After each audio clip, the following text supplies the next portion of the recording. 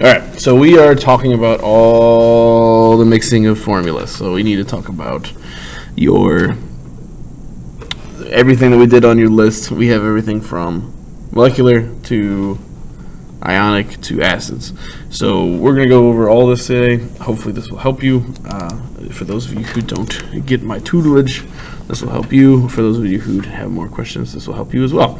So what type of ions end in "ide"? Remember, cations are always your metals, so anions. So anions / your non-metals always end in ides. Always end in ides. All right, so group 2 has a +2 because it loses its 2 valence electrons. Okay, so iron is a transition metal, so it has more than one charge. How do we tell the numerical value of the charges? Remember, charges will be the same as the Roman numeral.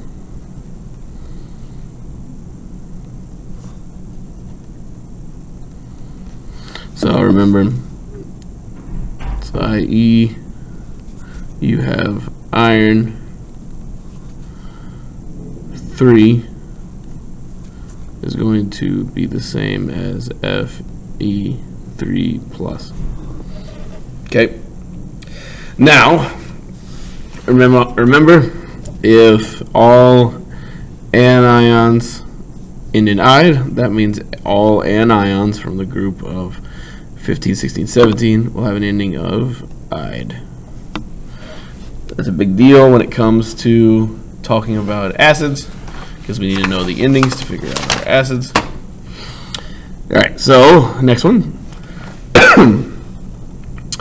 Which of the following is not a cation? Remember, if it has a Roman numeral, it's a cation. If it has a positive, it's a cation. If it is a 8, it is an anion. So if it ends in 8 ides or ide, it's an anion. So in this case, sulfate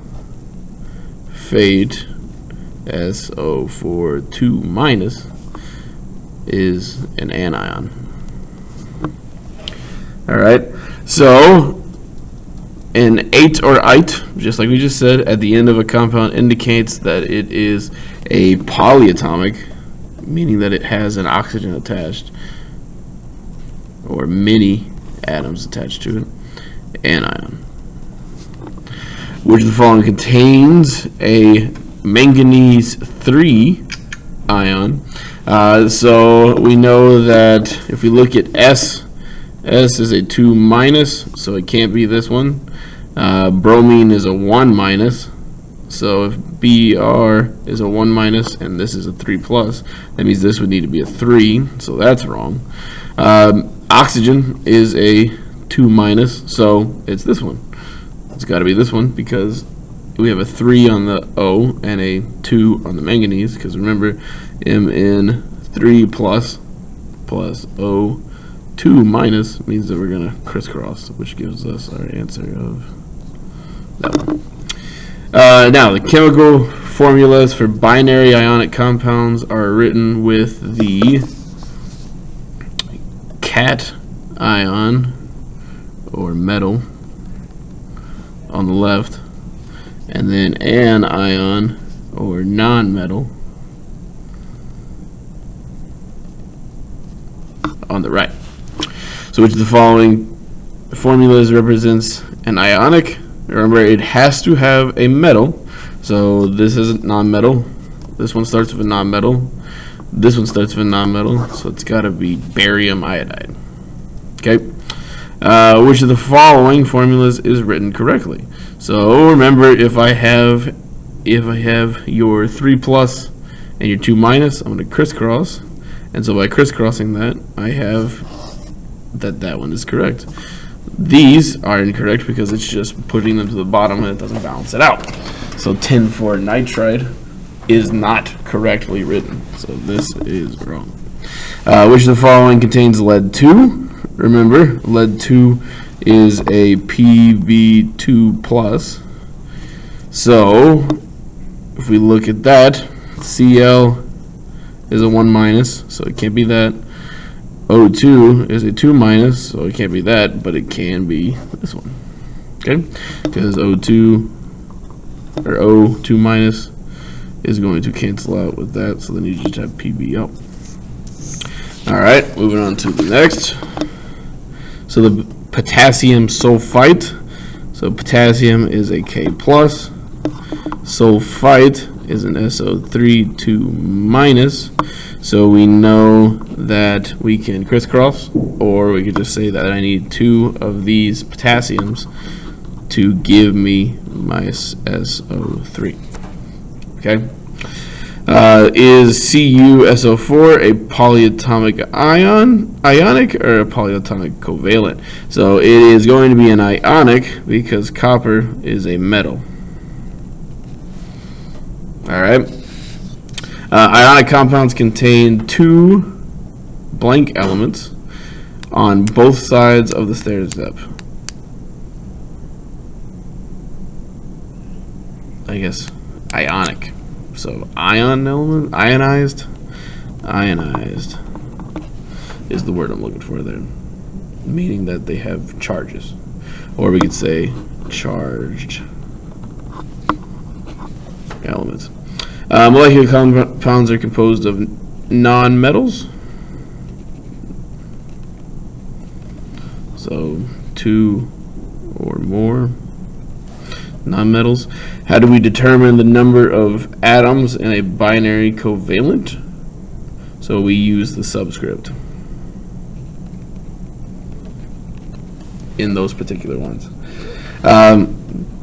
What does acid produce when dissolved in water? Remember, it's always going to have an H plus, so it's always going to start with hydrogen.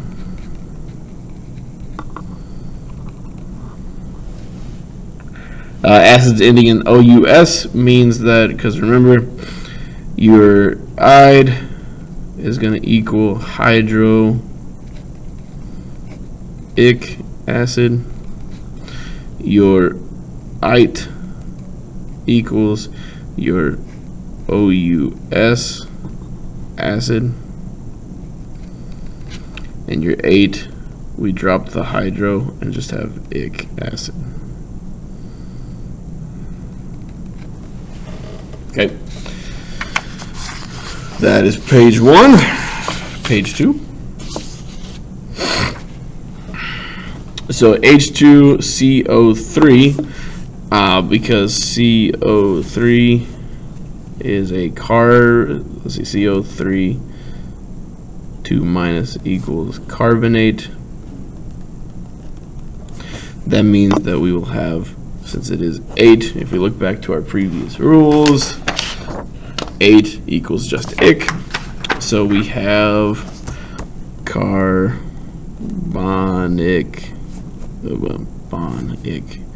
acid. Okay, so the formula for chlorus means that we have H. Remember, us means that it's going to be ite according to our rules. So chlorite is CO2.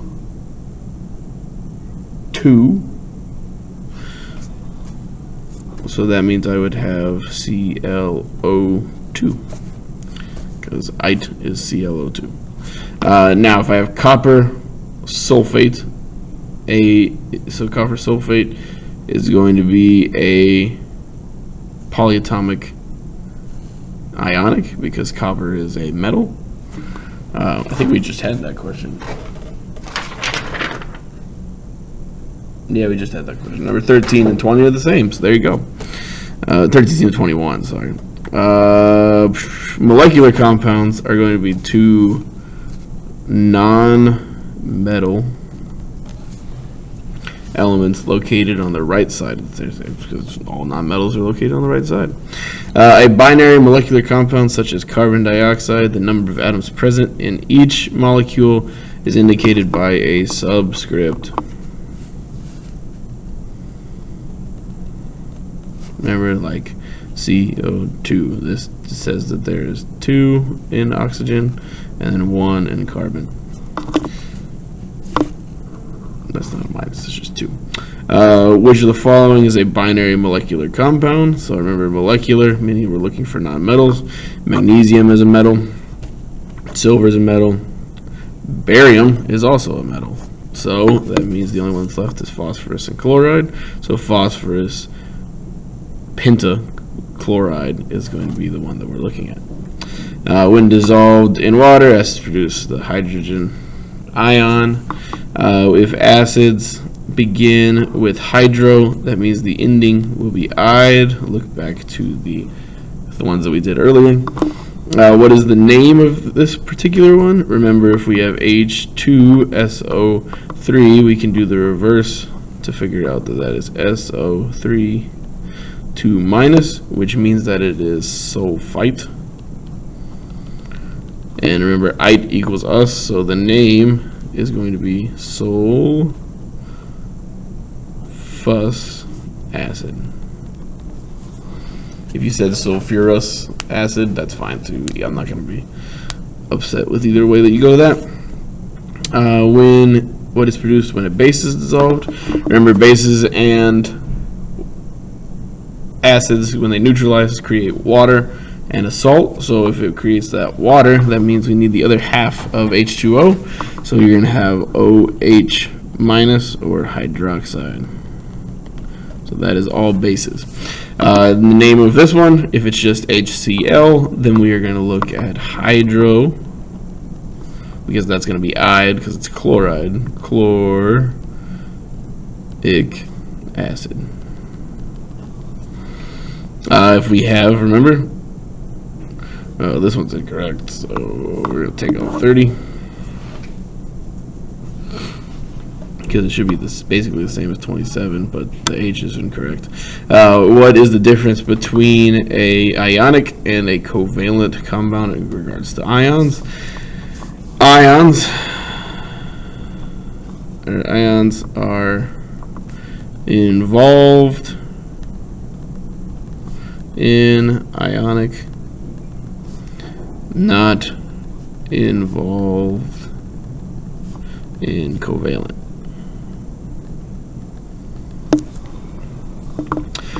Vocabulary words, so look at your vocab. Okay, last thing I can remember, make sure you use your foldable. Foldable is important, so if you didn't get done with yesterday's work, make sure you're using that to figure out how to do it. Remember, if it has a metal, it is going to be ionic. If it's a non-metal, it'll either be, if it starts with, so we'll say non-metal, not starting with H, means it will be molecular, and a non-metal, or just starting with H,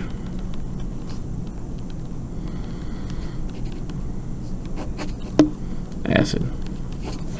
Those are the big things that I can say. Remember, if you have any questions, please email me or check up, or I will do something, some way to contact me. If you have any questions, please let me know. Hope this goes well. Thanks.